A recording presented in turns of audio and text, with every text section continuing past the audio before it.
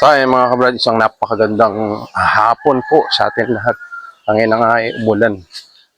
Kagagaling lang natin sa trabaho. Tinabutan natin si Joel, nagpapakain siya ngayon ng mga alaga natin. Well, yung sa mga inahin na nyo muna, napakain mo na.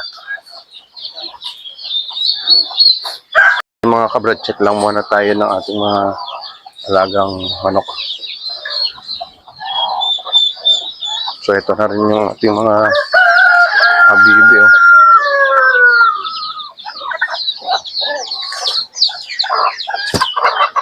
So mga kabrad. Matatapang yun nandun. Nang? Itira yung paano, yung isa namatay. Alin? Namatay isang barak na isa.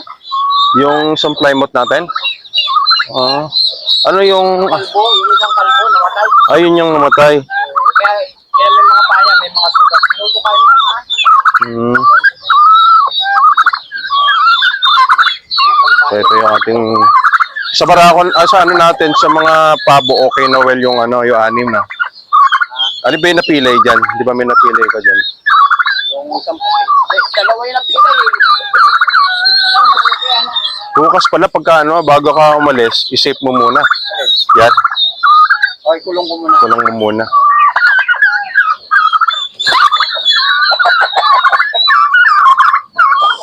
So ito naman well sa mga na yon, sa may mga nakakulong, wala namang yung mga sugat-sugat. Meron pa rin. Tsagayin mo na lang.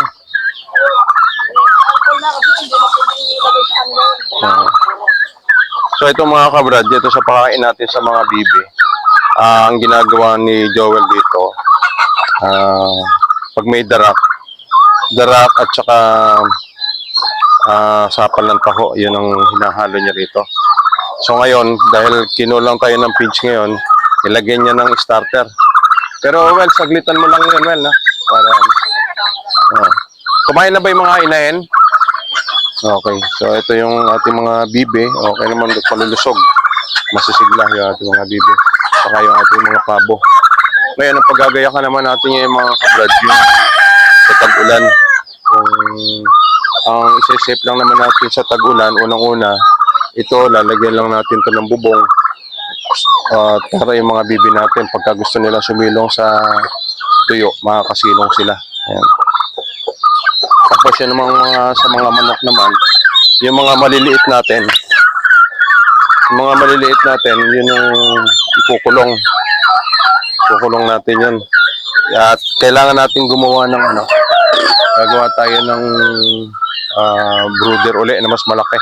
So ito kamukha na ito, yung maliliit natin na yan. Yan. Kasi ito halos mga bagong baba lang yan. Saka ito, mga bagong baba yan. Saka yung nandun sa may gawin doon. Dito.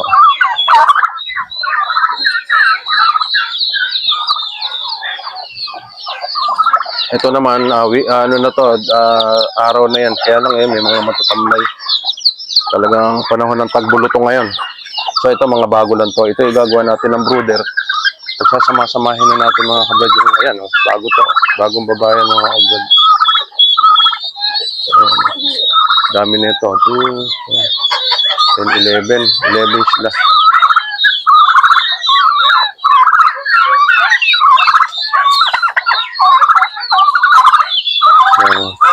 Ang dami niyan mga kabrad. Pag nagsama-sama yung ating mga sisyo na yan. Kaya gagawa natin itong mga kabrad ngayon ng brooder na mas malaki. Kasi nga yung pagagayakan natin yung sa pagkilan na darating. So yun nandun, nakuha na ni Joel. Yun ay nandun sa yung ibinaba. So dito wala tayong problema dahil ito, nakakulong naman sila. Lalagyan na lang natin to ng plastic. Para pagka yung umuulan siya, kukubera natin to. Kukubera natin yan.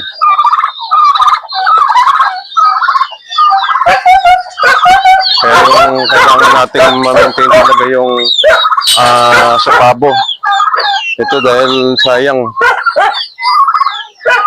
4, 6, ito yung 10, walang kabawas-bawas. Saka yun nandun 8. Kaya marami tayong pabo ngayon na sana nga dire-diretso na yung pagdami nila. Ito, napakakulit mo eh. Yan naman mga kabrad, ang gagawin natin dito sa ating may mga sa-brooder neto. Ito, wala tayong problema sa tag-ulan dito dahil pag umuulan, lalagyan lang natin to ng plastic, cover lang natin dyan. Safe na sila, pati to. Yan, pati yan. Lagyan natin na lang sila ng plastic. Ang problema na lang natin, yung mga nakakawalang mga bagong sisiw. Yan ang kailangan na lang natin na i-safe. At yun nga, meron tayong gagawin na ito, may materialis na tayo dito. Siguro by Monday, pag susuyo ko na lang doon kay Be, ito may mga gamit na tayo dyan.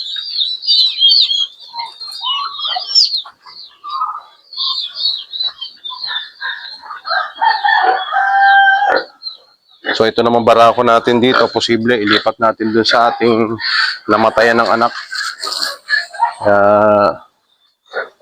Kasi ito, buntis na yung babae natin, si Chubby. Tapos itong barako, ialis na natin dyan.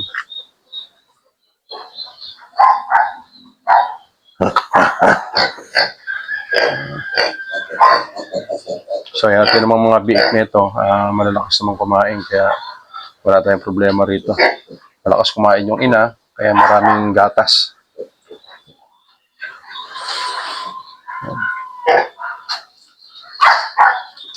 Ito, si Taba, ano na, lobo na yan. Ang kailangan na lang dito, itong isang barako na ito, wawalay na natin to. So, check naman natin yan dito sa ating mga kulungan. Kung napapansin nyo ito mga kabrad, ngayon tuyo yung area na yan. Pero pagdating ng tag-ulan, halos yung tubig dyan, nangangalahati yung poste na yan sa tubig. Sa ngayon lang tuyo yan. Kaya pagdating ng tag-ulan, itong ating Madre de Agua, kung ganyan ang itsura ngayon, magkukulay berde na silang lahat yan. Ayan o, dry na dry din yung ating Madre de Agua.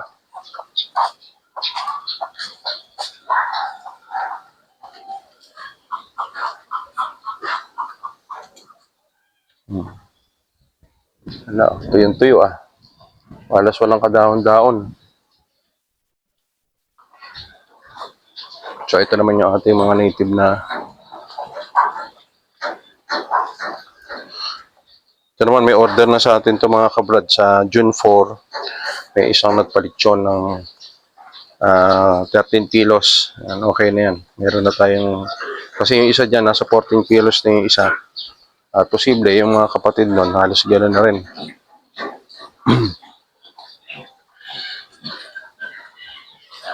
So sa ating mga inahin naman, okay, dahil kumain na nga sila.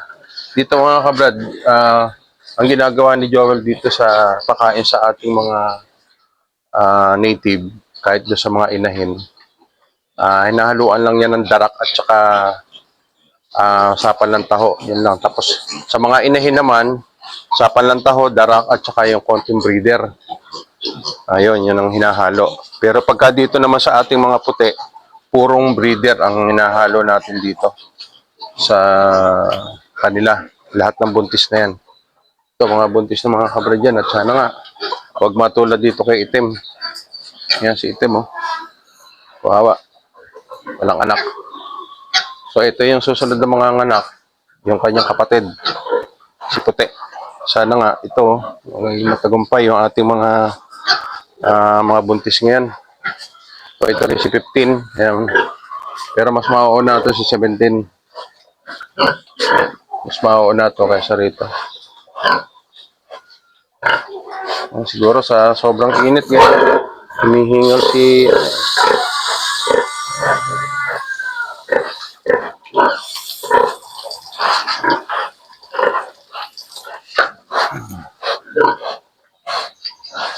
Hingal na hingal siya sa init. Alinsangan.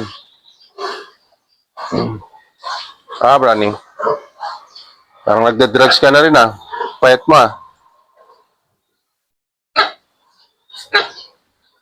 So, ito ngayon ang status ng ating mga alaga ngayon. Si Tim. Ano? Kawawa mo naman, wala kang natirang anak. Ang bali ito pa lang ang naging anak nito kung nabuhay lahat mga kabrad. 11. So ngayon, nung merong 3 patay na talaga ng inilabas at merong siyang inilabas naman na talagang ano siya, yung may buhi-buhi ng konti. Pero hindi rin nakasurvive. Kaya yun nga, bali 11, sayang din. 11 na pig, sana kung nabuhay. Ito naman si Puti, sana. Pero ito, napapansin ko talaga na okay naman to. Nagtataka lang ako dito mga kabrad, hindi ko rin alam kung bakit nagkaganon. Sa pagkain, okay naman. Sa linis, paligo. O nagkataon lang na kasi unang ano niyan unang pag-aanak, pagbubuntis. Pero siguro bibigyan pa natin siya ng isang chance. Isang chance pa mga kabrad na magbuntis siya. Para titingnan natin kung talaga bang nagkataon or talagang hindi talaga siya pang inahin.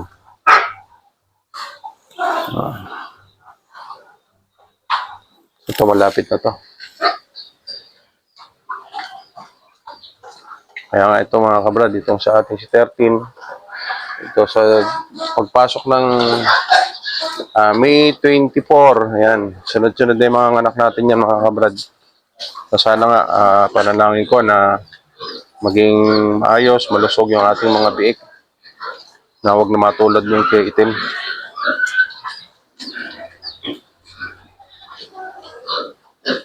So ngayon si Joel, pinano ko muna ng kalahating page. Dahil Monday pa tayo kukuha.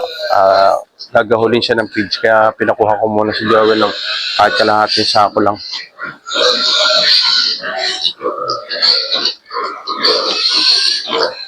So ito naman, marami tayo rito mga kabrad na hindi kinapon. Dahil ayun, kamukha ng mga lalaki na yan, hindi natin kinapon yan. Dahil baka merong gustong mag-alaga o magparami ng native pares, pwede rito, available tayo dito ngayon mga kabrad.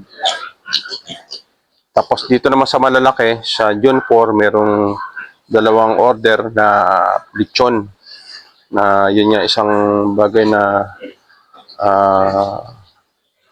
mabuti dahil yung pinagbentahan nila, ayun yung mapapaikot natin uli dun sa ating mga alaga. So, yun yan, ang higit na pinagagayakan namin ngayon ni Joel itong tag-ulan. Dahil nandito sa tag-ulan yung marami talagang problema. Kaya, ngayon pa lang, piniprepare na namin ni Joel yung mga brooder para doon sa ating mga manok. Tapos dito naman sa maaga naming sinape tong ating mga alaga dahil kamukha niyan, dahil butas-butas na yan. Kung wala tayong mga ginawang yero na yung pandoble sa kanila, mababasa lang sila pag umuulan. So, ayun nga mga kabrad, matapos na naman ang maghapon natin, kahit may dumating tayong isang malungkot na balita, pero okay pa rin, patuloy pa rin tayo. Patuloy pa rin ang pagbabaka sakali natin na kahit papano na matsyempo tayo dito sa ating mga alaga. So, kamukha nito ng ating mga native na to, available po yung ating mga babae at yung lalaki dito. Pero kaya kung sino yung gustong mag-alaga, available. Dito lang po tayo pumunta sa Brad Farm or mag-message sa akin. At yung ating mga manok naman, ganun din. Kung sino yung may gustong mag-alaga, available din tayo mga kabrad. So ayan mga kabrad, muli, tagumpay na naman na maghapon. Kahit maraming pagsubok o maraming challenge sa buhay, patuloy pa rin tayo. Kaya muli, maraming salamat po. God bless po sa ating lahat.